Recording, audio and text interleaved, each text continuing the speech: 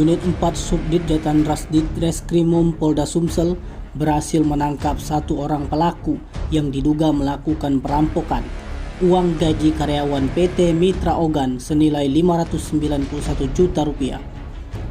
Peristiwa perampokan itu terjadi terekam CCTV di SPBU yang berada di Kecamatan Lubuk Batang, Ogan Komering Ulu. Hal itu dibenarkan oleh Kasubdit Jatan Ras Polda Sumsel, Kompol Agus Priyandi Nika. Pelaku ditangkap di persembunyiannya di Banyuasin. Selain penangkapan pelaku, pihaknya turut mengamankan barang bukti berupa ponsel milik pelaku serta satu unit mobil Grand Suzuki Vitara dengan warna merah dengan nopol BG 1427AT. Menurutnya, saat kejadian mobil itu digunakan pelaku mengintai mobil yang ditumpangi korban, sedangkan HP itu yang dibeli pelaku dari uang hasil kejahatan.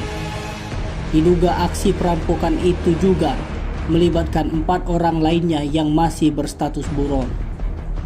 Agus menyebut, dari total kerugian yang dialami korban, pelaku mengaku mendapat bagian sebesar 120 juta rupiah.